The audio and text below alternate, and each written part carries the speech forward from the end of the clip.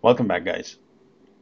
Today I'm going to look upon one of the errors or the problems we have in Excel and how we can fix that. It's a very simple and straightforward issue, but sometimes when it happens, we are in a rush, we are running things around, calculating, handling massive data, it can be a problem as well.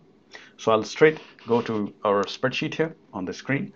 You can see there's some data already on this screen. And when I press arrow keys, by the way, we use arrow keys to move across the cells. When I'm pressing arrow keys, you can see that I cannot move from cell G8 at all. Rather, my whole screen is moving. And you see, all across it's shuffling when I'm pressing the arrow keys. Now I'm pressing the arrow keys regularly and you can see the impact. Now, this is a problem we often have. And there's a very quick tip to see that. If you go into the bottom of the screen there, you can see there is a scroll lock. You see, this scroll lock means that we have something wrong with the keyboard. Maybe while working across, I mistakenly pressed this button and now I have a problem.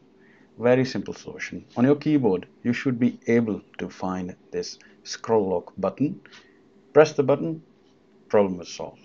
I will show you on the screen as well. Let's say, for example, this is your keyboard and you have multiple keys on it. One of them is SCRLK or scroll lock in some computers. And if it's a local language, you will see accordingly this button over there. And in this virtual keyboard or on-screen keyboard, I can already see that it is pressed. The only thing I have to do is click on it, or physically on the keyboard, I have to press it. The moment I press it, you see that it's not appearing in Excel down there. So it's gone from here. Let's test and see if it's working now for me or not, which means as a matter of fact, when I press the arrow keys, I should be able to travel across the screen. And there you go. You can see I can move. Perfect. So this is a very quick and handy tip how to manage your situation when you are in this kind of trouble.